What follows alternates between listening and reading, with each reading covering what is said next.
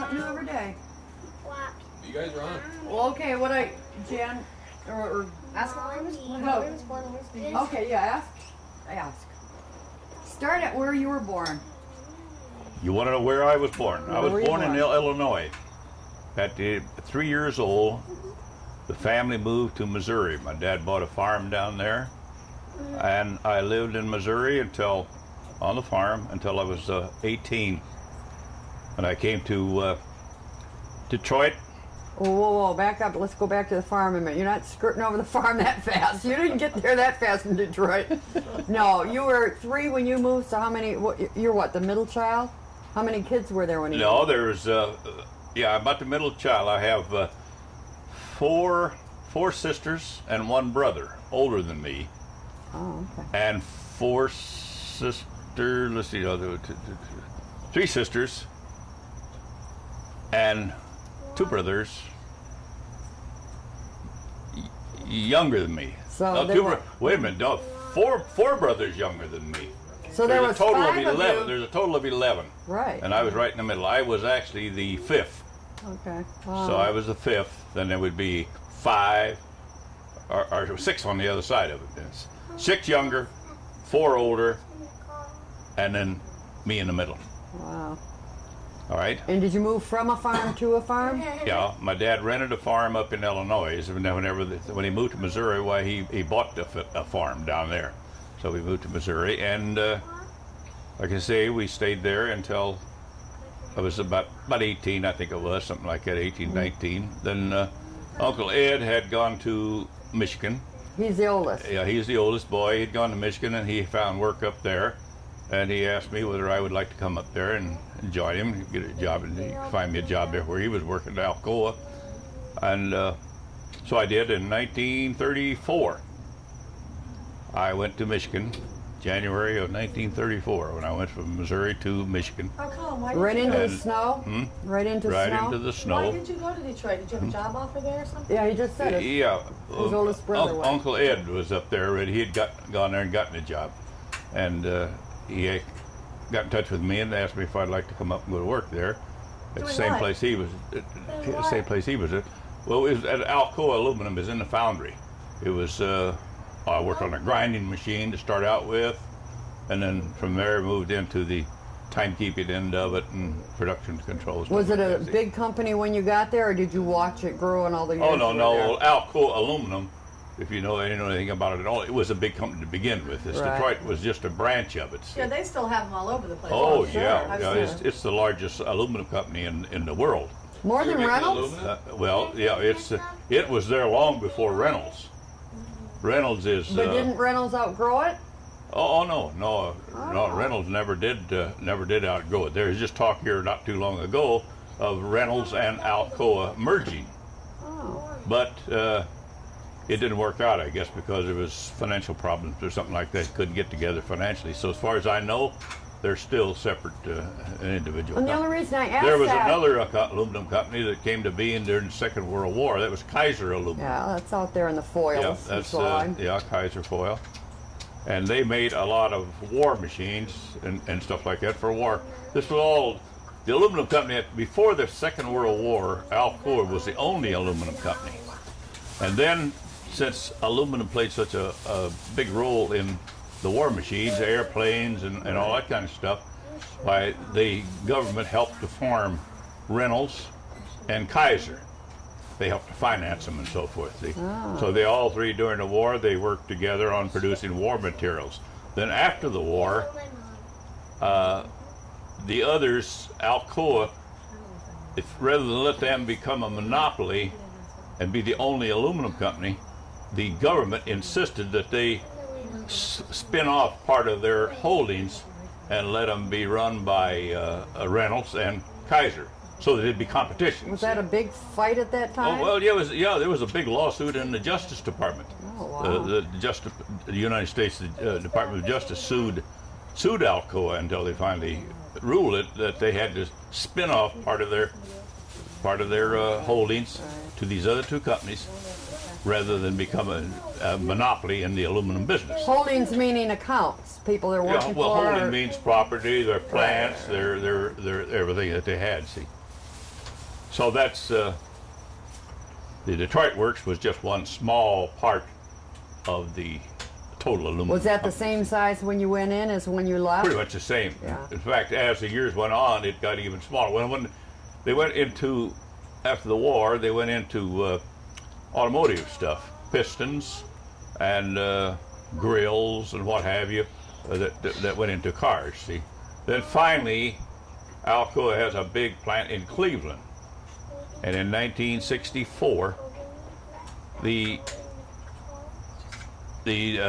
work that Alcoa was doing was similar to what we were doing in Cleveland, and they were so much larger that they decided, from an economical standpoint, to close the Alcoa plant in Detroit and merge it what they had with the Cleveland plant. So that's how we were Well, left I remember out. the see. debate of that for you. Yeah, And yeah. did Oh, you yeah. have an option It to did it move? gradually. No, I didn't have an option, but a lot of people did. The higher ups, like the engineers and Right. and those people, they were given an opportunity. But those of us who had enough years in, we were given early retirement. See, and the rest of them didn't have enough time to qualify for some kind of retirement. They were just let go. They were given a severance pay, and that was it for them. yeah. See, Wow. so that's happened to a lot And of Uncle people. Floyd worked there. Uncle Floyd worked there. How many And, of you ended up there? Just you, Uncle Ed, and Uncle Floyd? At one time, all 5 brothers worked there. I thought more did. Yeah. Uncle Back Harold? during the heart of the war, there was all 5 brothers. Uncle Ed, every one of us was in Alcoa in the Alcoa plant. Did they all for a leave while. the farm come one Then at a time? Uncle Ed, Uncle Les and Uncle Earl. Then of course they were drafted. They went into the service. All right. Uncle Boot, he was a body man, but so he went. I think he moved back to Missouri and opened up a body shop back there. So that ended up leaving only 3 of us, and then finally Uncle Harold, he left and went back to Missouri and to join Uncle Boot in the automobile plant for a while. But he later came back to Michigan. What are your But, brothers and sisters' names? Can you name them for us?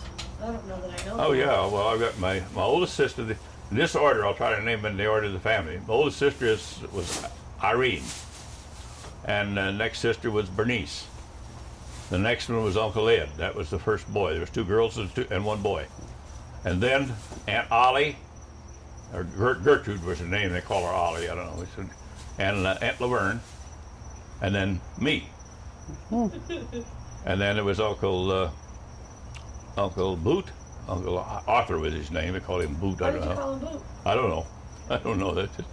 And then Harold, Uncle Harold, I'm gonna put this here so he doesn't. and then Rita, a girl. 2 boys, the girl. And then Uncle Les and Uncle Earl. That made up the 11 of them there. Just a few years between all of you down the line? About 18 months. God, so she just stayed barefoot and pregnant. Yeah, that's Pretty about the much. size of it. That's about the size What of was it. your mother's name? Catherine.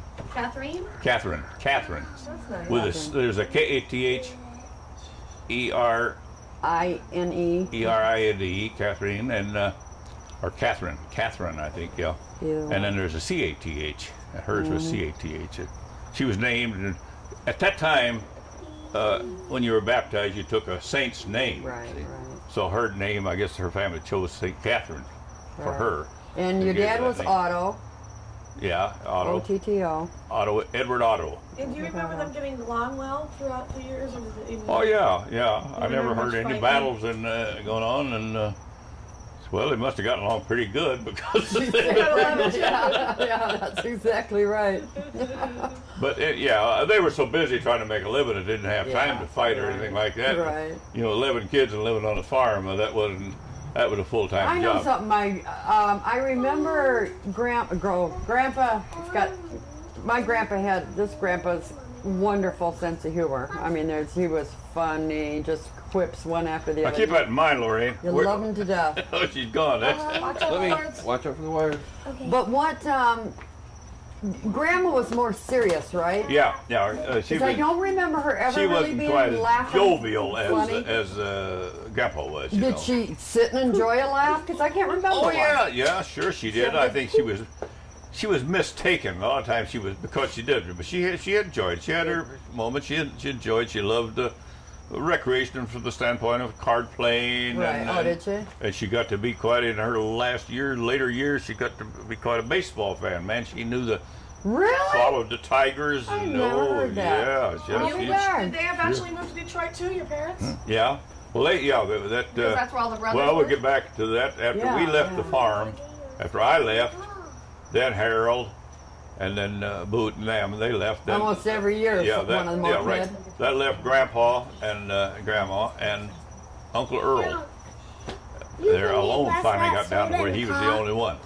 Then he went into the service when he was drafted into the service. That left them alone. See, and they wasn't able to look after the farm and everything by themselves. So we and most of the kids were in Detroit I'm at gonna that take him time. to the motel. Hang on a Okay? So minute, we- Dad. Relax. Well, yeah. Can you shut it off, or do you shut it off? And Oh, he can. He can back it up and get rid of all that. no, but I mean, is it running on and on just with nothing, no voice? Well, it doesn't matter. I mean, he can. No, I think it's going, but he can back it up.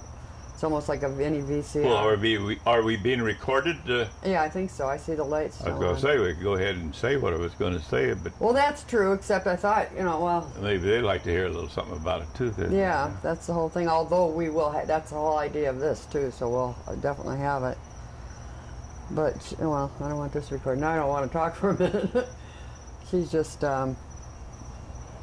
That's all right. I knew if Sam ended up a problem, that's what we wanted him to go because I thought maybe you could stop the whole thing dead and he could, but he didn't. then Should have stopped it. pick up where we left off.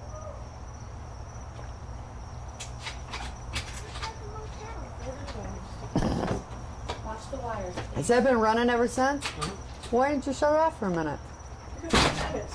Huh? Yeah. Well, I know that, So but what it was times just do seems you like a sit waste there of. so it doesn't- Okay. Oh. Anyway, I think we were at the time when I said that Grandpa and Grandma was there on the farm, and Uncle Earl went to had to go to the service, so that left them alone. So most of us kids were in Detroit, or part of us at that time, the big part of us already. So we talked them into selling the farm. well, did that take some doing? Yeah. Boy, I'll well, bet. yeah, it did, but then they could see the handwriting on the wall, Right. and they were sitting down all alone. It tore Grandma up quite a bit because she didn't know where she was going or anything. They didn't have a home up there in Michigan. But anyway, they finally sold and moved up there, and then they rented a little place there she lived with a rented place over on the east side of Detroit for a while, and then they finally bought that little place on In Hazel Park. in Hazel Park on what was the name of the street? I forgot that. I did too, and I never thought I would. I didn't either. God. You did what? Isn't that something? You what, Mom? The name of the street Grandpa's street name. We're both forgetting in Hazel Park. in This Hazel is one Park. of those crazy. It'll hit you. Townhouse or something house. Morehouse. Morehouse. Yeah, there you go. Townhouse. Oh, Is I that the knew. first place you lived in? Hazel Park? No, that's where my grandpa and grandma, that's where my dad and mother When lived. all the After kids they- ended up going, after they came up from Missouri. they were sitting on the see. farm by themselves, and they talked them into the last moving of the to sell boys farm. went into service, Uncle Earl, and that left them alone down in Missouri on this farm, and they wasn't able to, didn't feel like they wanted to carry on alone, and everybody else was up here, so they sold the place and came to Michigan, and they bought this little place. It was right near Uncle Earl, where he lived there Yeah, on remember. Andreessen Court, you know, it was right down from there. So they were close to him. What and year was that? that must have been about 1943. Wow. Were there a lot of Southern Well, the people? war was going on. See, we got into the Yeah, war but I in didn't think that 1940. house was that old and that they were there that long. Well, the house was there before them. The house it was a house already, an older house. Whenever they bought it, see, they didn't build it new. Well, 40s, 50s, 60s. Yeah, I'm thinking now. Yeah. Yeah. So Grandpa even went to work in Detroit for a little while at a poultry place over on the east side, Oh, darn. where they killed chickens, sold chickens, and he worked back in there where they killed the chickens right up his line of work, you know, Right, killed right. and cleaning and dressing the chickens and stuff like that they sold. Anyway, he did that mainly so that he would be able to qualify for Social Security. See?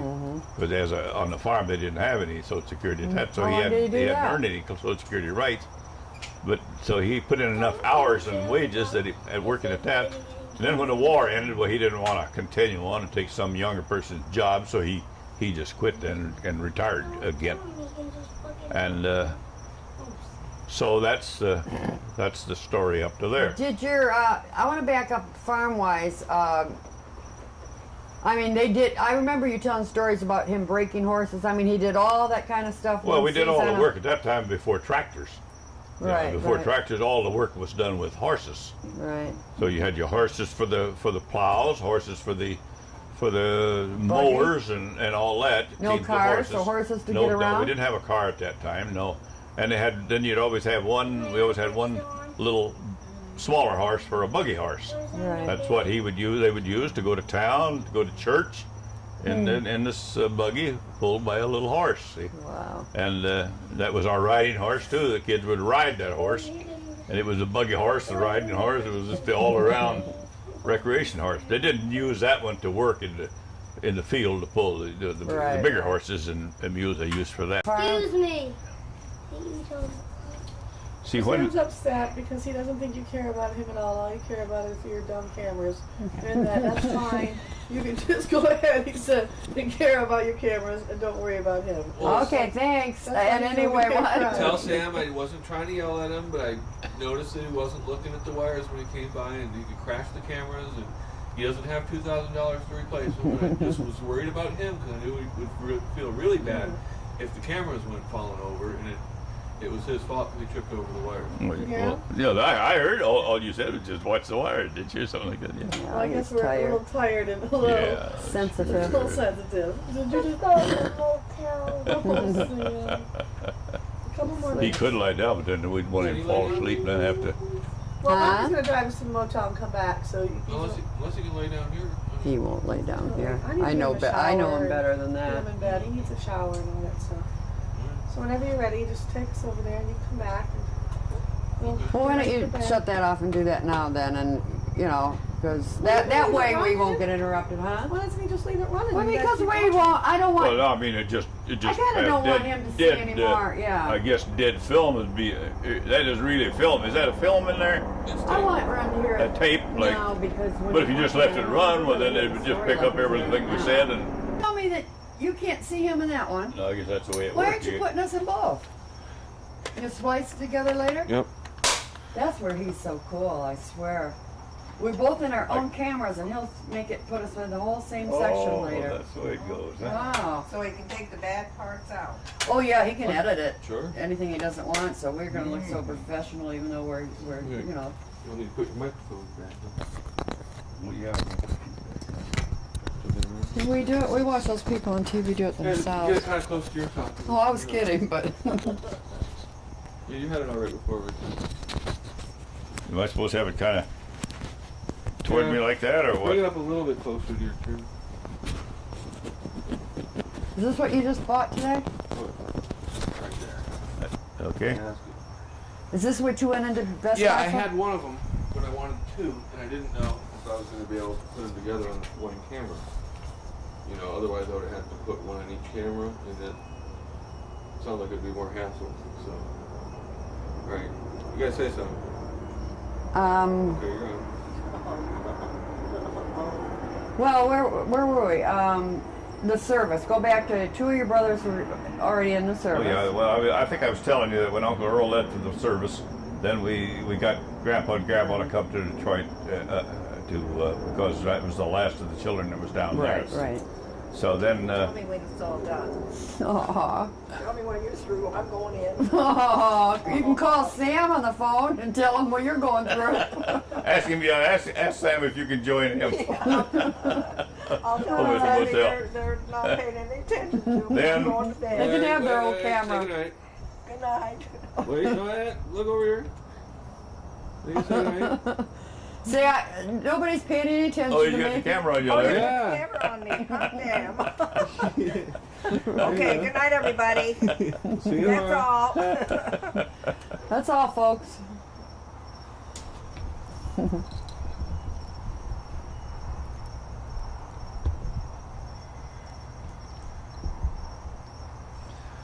Well, then after this, we got into the war, of course, then in 1941, and they came. So Uncle Earl and Uncle Les, they were in the service, and I would have been in the service. I was called up.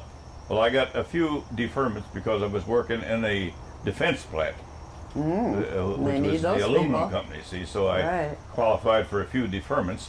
but after so many deferments, it usually runs out. They don't grant you anymore. See, so I was drafted. Well, what do you mean? Does that only last so long, a deferment?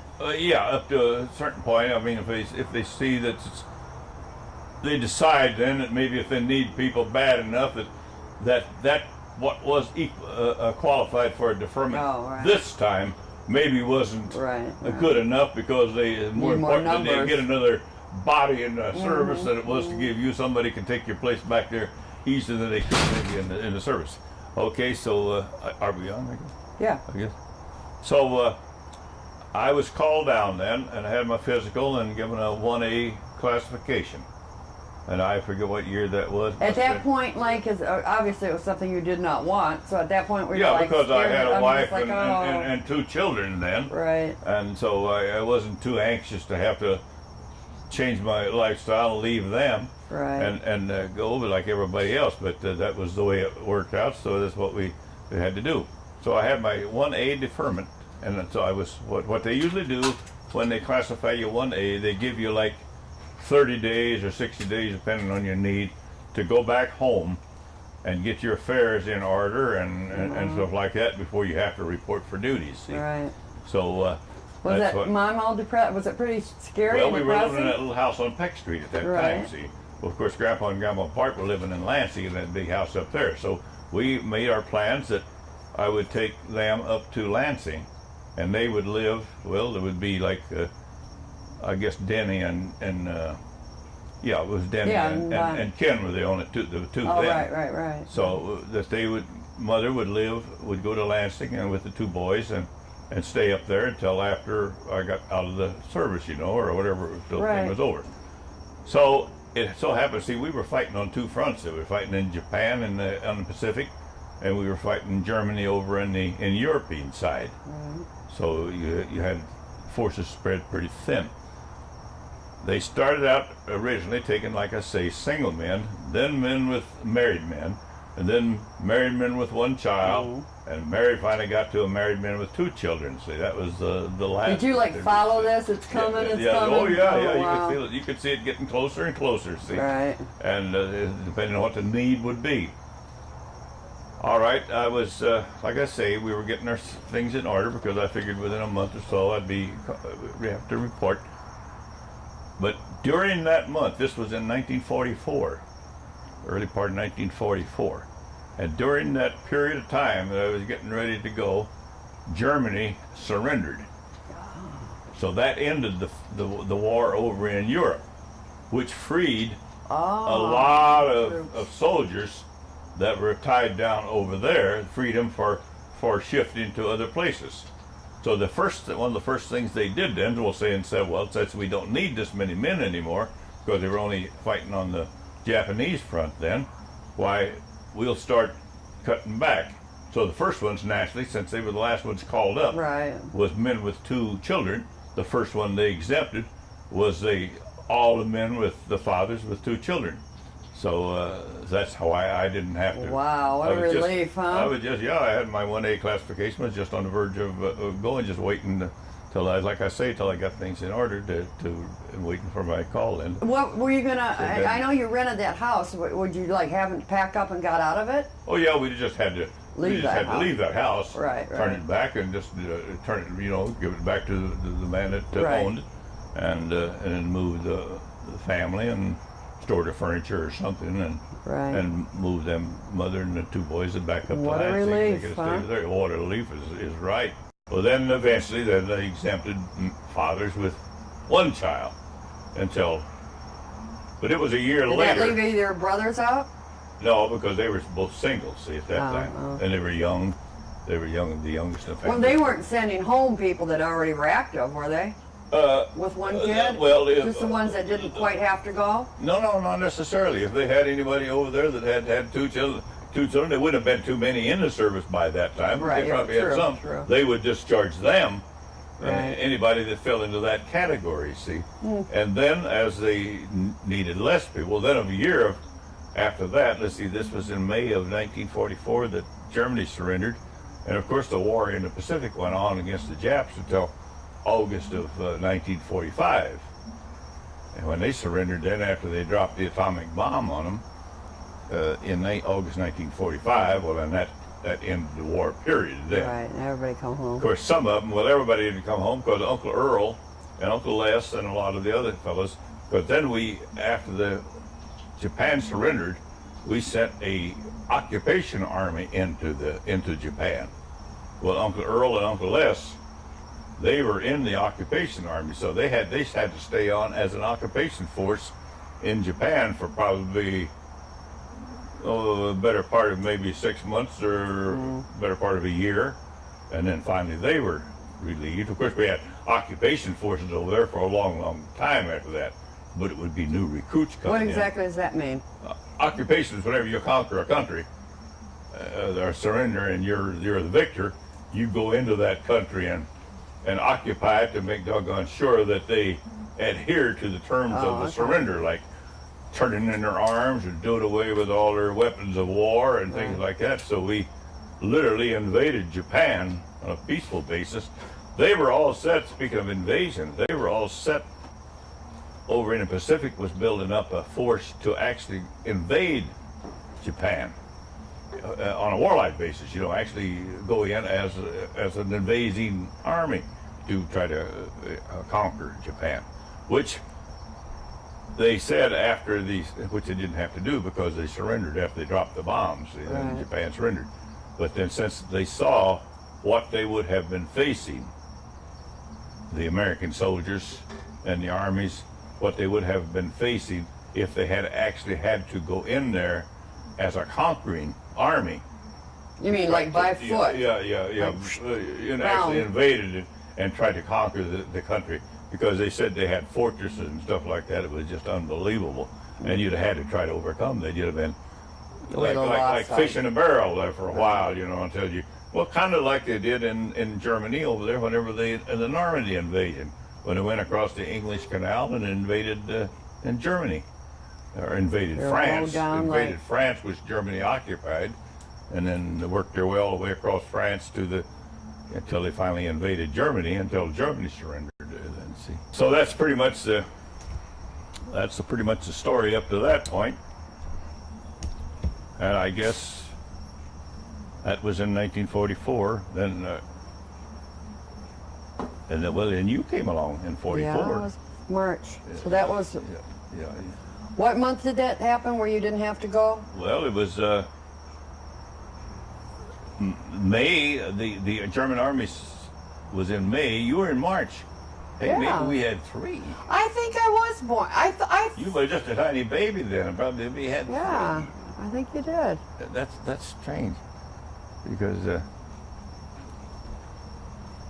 March of 40. I was March of 44. Didn't you say this happened in 43? No, this happened in 44 when Germany surrendered. Oh, well then I But probably. maybe it was later in the year. Maybe it was, or maybe it was before that. I don't just remember the exact date, but it seems to me like it was the early part of 44. But you were born in March of 44.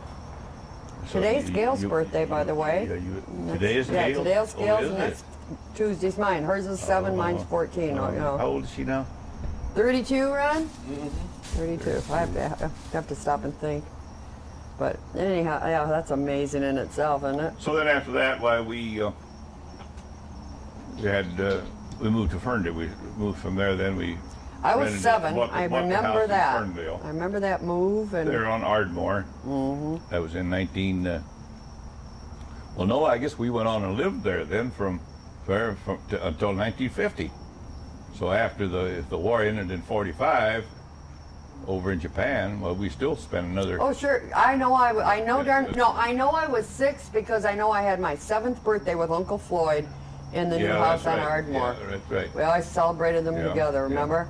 But What were all your sisters? How'd they all end up in the same you area? were born in 44, so that would have been the year 50. That must have been if you had your birthday in 1950 with Uncle Floyd.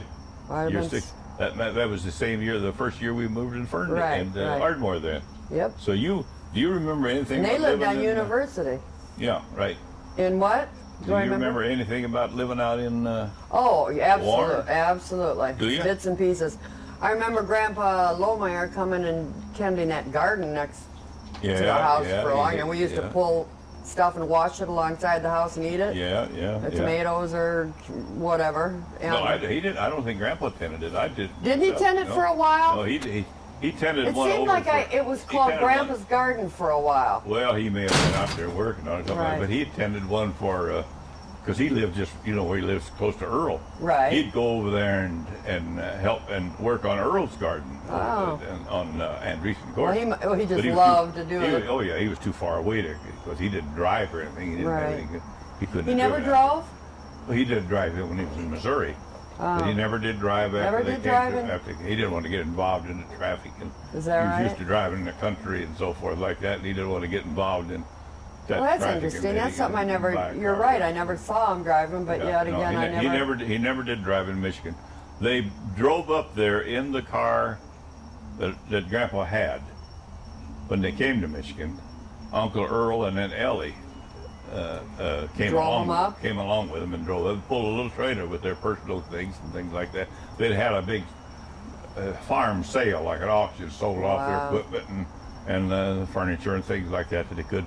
Then they packed this small two-wheel trailer with their personal stuff. And No furniture, nothing? no furniture at all. Did came they to make Michigan. pretty good money on that? I mean, did they make enough Oh to yeah, live I guess well? I guess they did for those days. It would Yeah. be it would be peanuts now, probably what they got for the Right. farm. Right. Well, the farm itself, they only got about $7,000 or $8,000 for that. Can you imagine that? No. The way prices were in those days. See? Where now a farm like And that all their would probably go equipment, to but I mean, in 200,000. those days they had enough money to like get this little house and not have to make Yeah, right. payments Right. They and had a few secure their dollars, and life. they were able to buy And he this didn't little. have to work. Yeah, that little house that they bought there on Morehouse. Right. They bought that, and I think they only paid probably $5,000 for that, something like that, and it was sufficient for them.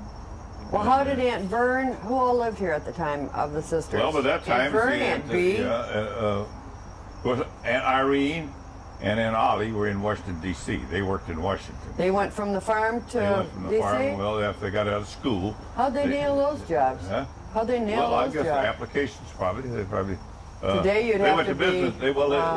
went to business college in Poplar Bluff, and I guess maybe references and stuff like that. Maybe the government was looking for secretarial material and so forth in those. In the jobs that like Or Aunt Ollie maybe had, they you'd have to be maybe they applied through their congressman or something. See, some of the political people that got them on up there and got them into a government job, and then Aunt Reen met Uncle Mac, I think, in the office there. They worked together somewhere there, so they got married in Washington. Then Aunt Ollie married. She met some fellow at Edmonton. That's her name, was her Right, name. Ollie She kept Edmonton. that name. But and they got married, but it never. He was a representative of some kind from, or he worked for a representative, a congressman from Fayetteville, Arkansas. That was his home. So they went down there, and he had gone to college part of the way through college, and he wanted to go back down to Fayetteville and finish his college. Ollie, I guess, left her job, and they were married then, and went back down there with the idea that she would get a job in Fayetteville and let him help him finish his school, and then they'd go from there, either back to Washington or whatever they wanted to do. Well, anyhow, their marriage didn't work out. They were only married less than a year, I think, or something. Really? And I don't know. And, well, Did you ever meet him, or it was just? one time she came around. We were on the farm yet then, and she brought him out there one time. I guess they were on their way from Washington down to his in Fayetteville, and they passed right through that area of the country, and she brought him out there. He was strictly a little type of guy, wouldn't dirty his fingers. I remember we were working out and sweating out on a hot farm. This guy's worried. He'd come out here kind of all dressed up and with his handkerchief wiping the sweat off. We thought that was about as prima donna as you could get, Right, You right. could tell right away he wasn't one that was about to go out there and get dirt under his fingernails. or Well, anything like that. was she like that at all? Sort of that tendency that I don't way? think so. Because I mean, later she got very classy and sophisticated. Well, that's because she Had the job go on she her had. own, and she got the Exactly. jobs working with the State Department and so forth like that. But she was never one back there that was afraid to get her hands dirty or anything right. like that. But of course, after she got to Washington Right. and got a job there, she could have changed, and I wouldn't have known about it. She might Right, have right. got a taste of that. Well, she had to Yeah, have. she got a you taste know. of that life and met the guys, but maybe a little more. I think she thought that he was quite a bit more of a person than he actually turned out to be. Maybe Right, right. You know how marriages can go sour that way, and so then anyway, that they parted then, and I guess then she went back to Washington. I don't know what happened to him. But he Did stayed Aunt there. Reen live in Washington at that time, so she could just go yeah, back yeah, there, yeah. right? Well, Aunt To that Reen place. is kind of like Uncle Ed. Has got me a job. Aunt Reen is the one that she was there first, and she's the one that kind of Got it encouraged all. Ollie to come there because she was there alone and the only one in the whole family. She was tickled to death to get her sister to come out there and join her Right. in Washington D.C. See, and naturally Ollie liked that type of life after she got used to it, and so she stayed on there. Then after they split up, well, she went back then, and she got into the State Department. That's how she happened to start going to the State Department. It was the department that had to do and took care of the embassies of all around the world of the different countries and stuff like that. Right. Each country, they had an embassy in each country. So when you worked for the State Department like that, she volunteered then for overseas duty. And they would send her then, the first one was to Poland right after the war, because she remembered the devastation over there, the war, the wreckage left from the war in Poland. And that was her first assignment for 4 years over in Warsaw, Poland. Wow. And then she came back. I guess the way they worked it, if you served 4 years overseas, then you come back stateside, and you could work there in the state office in Washington for say 6 months, and then you had to volunteer then or this was all pre-done. You had agreed to this beforehand, see, to take another step for 6 months, take another state assignment. The next one then was to Now, was that 6 months chance months, to see family and do this and do yeah, that? just that, and Like a leave? and go back to the home office in the state and get acquainted with the things that what was going on in the world in the different offices. Get kind of Wow. get updated on things. Right, right. And then the next assignment. Now, the thing I never was sure whether she was able to pick these assignments or whether they had just assigned her. Maybe they had some voice in it. If there'd be so many vacancies here, if you wanted, you could pick and choose if you wanted. I don't know for sure about that. But anyhow, the next assignment was in Seoul, Korea. That was in South Korea. So she was there, and that's when the Korean War broke out then. And she was in Seoul, Korea, so the first thing they did, the United States, was to evacuate their embassy in Korea because of the war, get them out of the danger of the war, and send them over to Tokyo, Japan. Boy. And that's where she finished that 4-year stretch over in Tokyo. And then back stateside again for another stretch. And the next assignment was in Cairo. Cairo, Egypt. That's the only one I remember. I didn't realize she was in all those places. Yeah, Cairo, Egypt. She stayed there 4-year stretch there. And back home. And then the next one and the last one. They had, I guess, volunteer had to agree ahead of time when they signed up to agree to 4 overseas, 4-year. 4-year overseas assignments. And then they were supposedly, maybe they figured be old enough for retirement, or if not, if they didn't want to go anymore, they could come back and finish their career at home, see, in the State Department at Washington D.C. So anyhow, then next time she went back was Istanbul, Turkey. That was her last. Oh yeah, I remember that one was too. her last Those one, two. yeah. Istanbul. So then she came. Well, then she came home after she finished that one. She came home. In the meantime, then Grandma had passed away in 1966, I believe it was.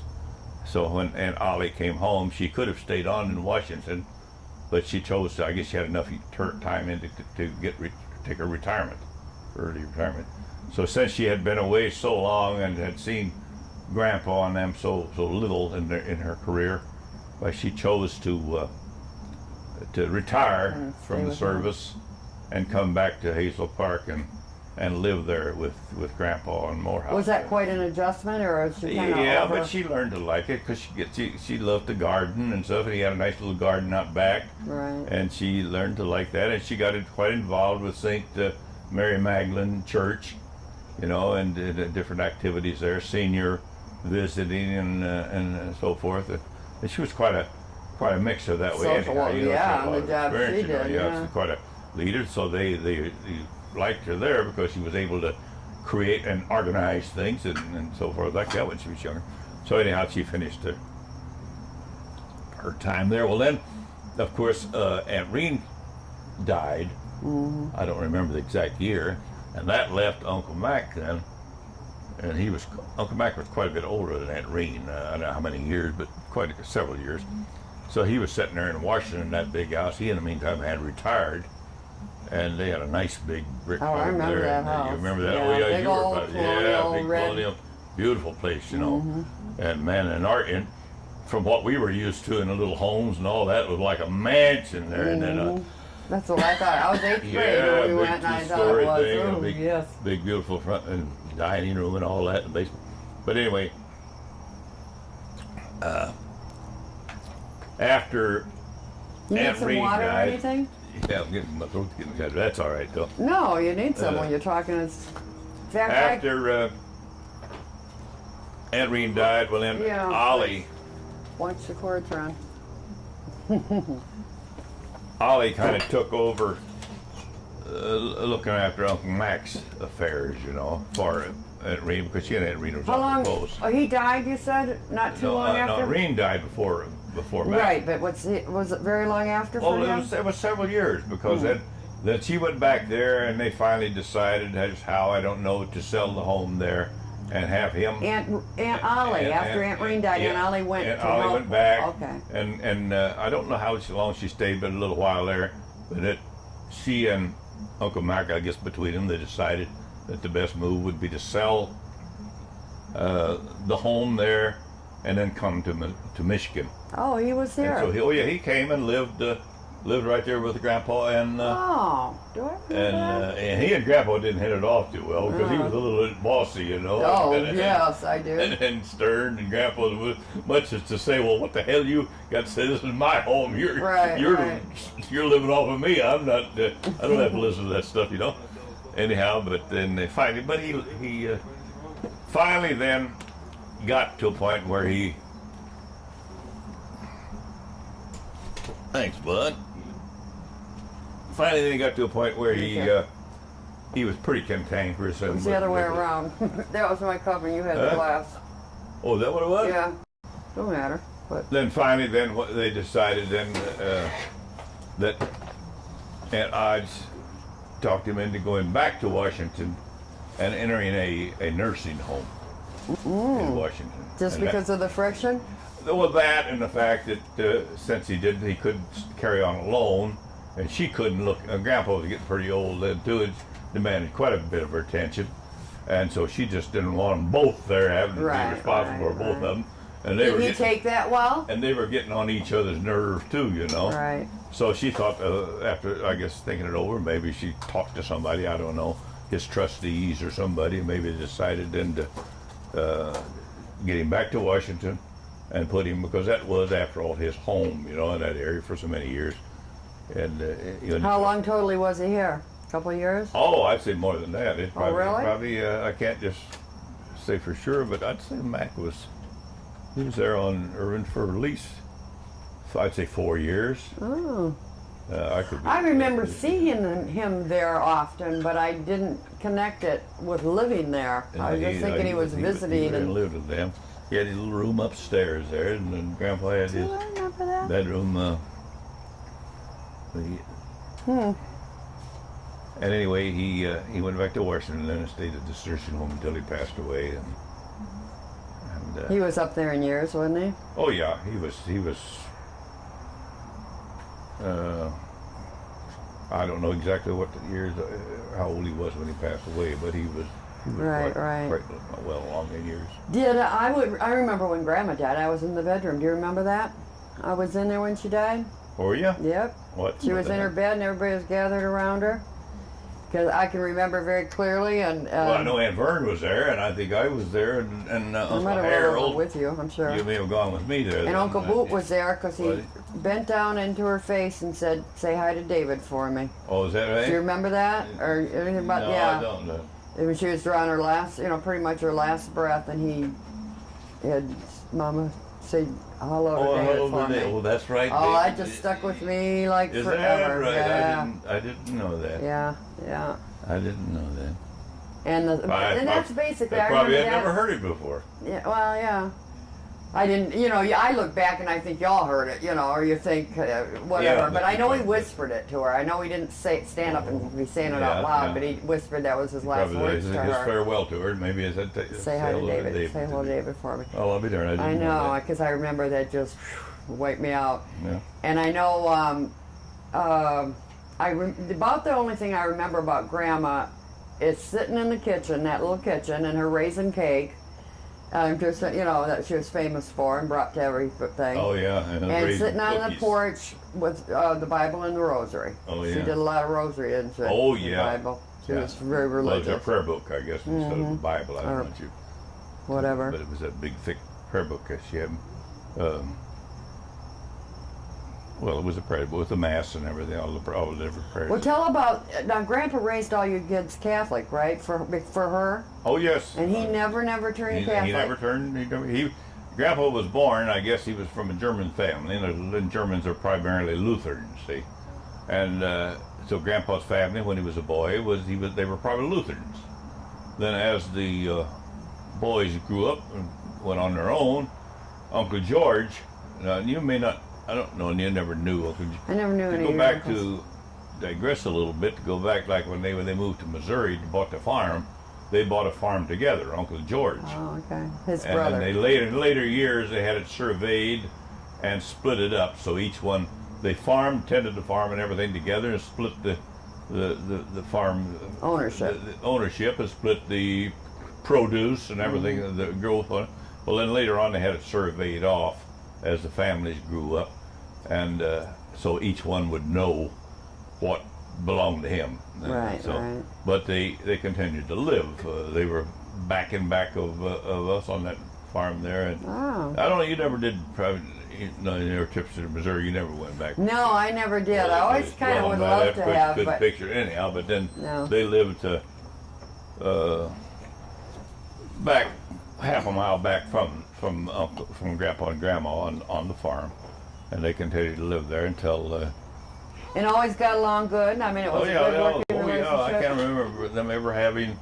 Of course, they could speak German. Grandpa and Grandma could. I mean, Grandpa and Uncle George. So anytime we were working in the field or anything like that, none of the kids, anytime they wanted to say something that didn't want the boys to understand, they'd talk to each other in German. See, but we didn't know what the heck they were I saying. didn't realize because you talked German. Yeah. Oh yeah. Did Mom and him talk? Oh yeah. Get a kick out of doing Oh that? yeah, he used to get a kick out of Mom because she was yeah. good talking German, you know. Yeah, I knew she was. Because I And, remember it was fascinated me that Mom, I heard the German coming out of, and her mom being like that. Well, I didn't realize Grandpa talked German or that he Yeah. was all German until like later. Yeah. And I heard a remark made that actually Mom being adopted isn't even the German, and that you're the one that we get our German from. Yeah, right. And your yeah. side, and that always Well, because fascinated she was me. adopted by a German couple, Right, see. right. But I always thought that's the And, German side. But yeah, then later I right. find out it's not even. She's not even No. Well, I was German. German descent I was German descent, but never did learn to speak it. which I'm sorry for. They should have probably taught us a little bit, but like I say, they were so damn busy raising kids, and the least they thought it was to Plus, they got take to, the time to they teach got us. to say what And they then not wanted only that, without you but knowing. Grandma Lohmeier didn't know German either because she wasn't German. She was Right. well, she was part German. She was mostly she was half and half. Come to think of it, Grandma Vessel was her mother's name, and Grandpa Vessel was Irish. He was a great, big, tall, handsome Irishman, big handlebar mustache and steel blue eyes. I can remember because he lived with us for a while there on the farm, see.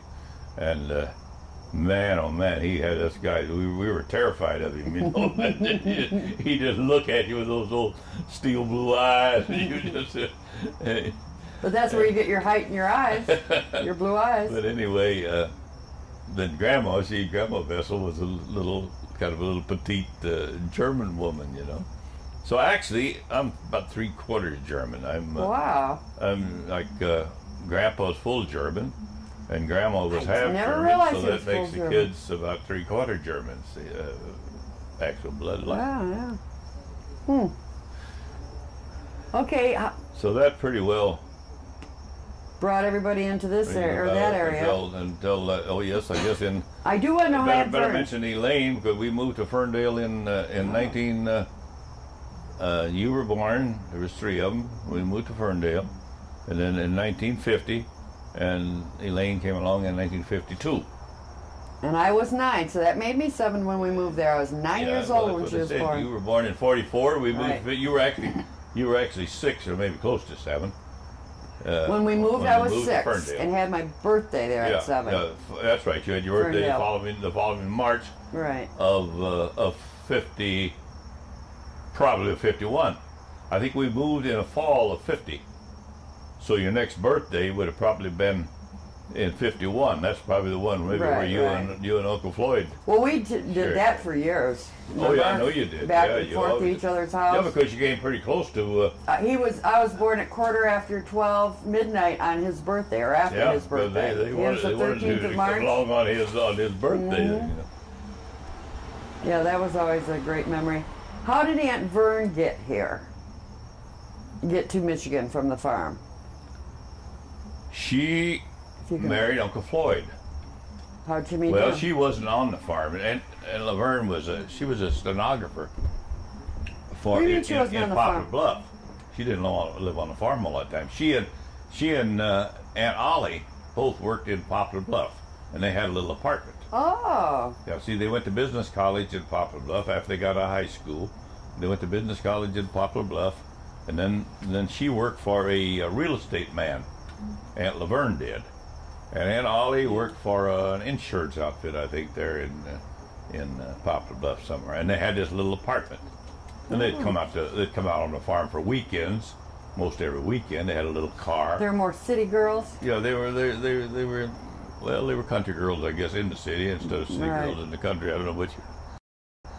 So they had a nice little apartment there. Yeah, with in a private home, little apartment. I forget what the elderly woman that was living alone or something had this little apartment rented out to them. And she liked them, and they liked her. So anyway, then she was going with Uncle Floyd down Who there. was from there too? Yeah, who was from Missouri too. And so when Uncle Floyd came to Michigan To work at Alcoa. to work at Alcoa, That's what I meant. I mean, Yeah, I knew he was right. there. he went to Michigan to work at Alcoa, and then she stayed on down there for a while, I think, on her job. And I forget what year they were married. I think they were married in 34 or something like that. Maybe 35, whatever. He came then when they decided to get married. He came to Missouri. He took a vacation, I think it was, and they came to Missouri and they got married in Missouri. And then she went back with him to Michigan, and that started their. They didn't live. They didn't live on University right off the bat, did they? Oh no, they lived in Detroit.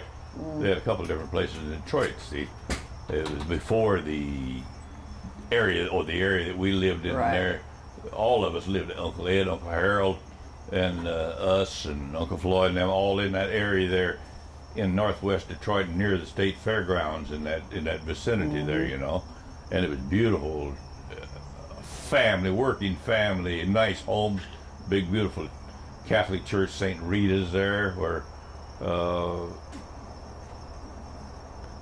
where all of Uncle Ed's Harold's kids, they all graduated from St. Rita's, you know. We played them in sports. Gary and Phil and all of them, because we always had St. James, and I always had a rival football team with St. Rita's. That was the big homecoming game of the year, you probably remember. Oh, sure. And so then.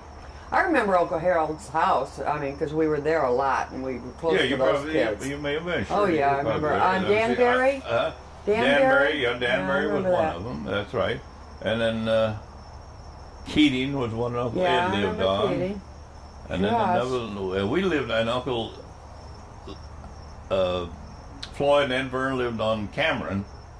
And we lived I on remember that Cameron for a name. while down the street from them. We had a little apartment there before we moved, or up the street near 8 Mile Road. And it was from there that we moved to Warren. Oh. We were just out driving. I was working afternoons then. And we were just out driving around there one day. And we came In up the that, country Yeah, in the at that country. time. Oh, yeah, In the country. And we just came across this little place, had a for rent sign on it, that little brick house sitting there. And man, after living upstairs in the city that long, that thing just caught our eye, you know. And we looked And at that yard, the size of it. yard. Well, at that time, that whole lot was open there, all the way down to Mound Road. And on the other side of it was open. There was a big orchard over there. It was real country, you know. Yeah. And in back of us was a big dairy farm, which later turned out to be a sod farm where they sold sod off of it. And now it's all built up, you know. You don't know. Right. But anyway, it was very inviting, you know. It was really in the country. So we arranged to rent that little place then. We moved out there. Pretty far drive for work, wasn't it? Yeah, it made quite a little difference in the drive for work. Because Yeah. from over on there, I used to share rides when I lived there with Uncle Floyd. He worked at the same place. Well, then, of course, whenever I moved way out there to 14 Mile Road in Mound, which at that time seemed a long way out. Sure was. Well, I had to drive. I had to do my own driving. I had to drive every day myself. So it was. And another bad feature about it was that it left Mother without a car, any transportation at all. Right. But it was all right then. The kids were in school, and she had some friends out there that she'd go with once in a while shopping. So it wasn't too bad. She like it, or did she feel? I think she she was learned to like it. She learned to like it. At first, I don't think she felt like she was kind of isolated out there. You know? Right. But she got into. She met. I forget what his name was. He drove the school bus, and his wife. What the heck was it? She kind of took Mother under the wing. She sang. She had a nice voice. Mother Singers. And Mother Singers. Yeah, I out remember there. that. And she got her into that. And they spent a lot of time together, and she began to learn to like it a little bit better from that after that. Pretty small house when you look back now. You know I what? bet that thing was. Now, we don't have a big house there on Livernois, but I bet if we walked into that little old house, I guess somebody said it was still there. Yeah, I can remember that. Probably last time I was in Michigan, I rode by it. Did you? Yeah, and it's just still sitting there, like you know. Something But I also rode by Ardmore House, and I crack up. I have people I tell this to, get on the subject, crack up because I just sat in front of that house. You know how when you're small, your house is as big as it's huge, right. and all those people. And my front porch, our front porch was big, huge Well, you to know, me. there's a lot of room in that house, so. Well, there was. There had to have been for all We had of 2 it. bedrooms, and a living room, and a dining room. Those days you had your dining room, Right, and living room, right. and a good-sized kitchen, Right. and a little back porch, and that big Oh, front porch across I there. would have given And a anything to two-car walk garage. through it. You know how some people say, "Can I just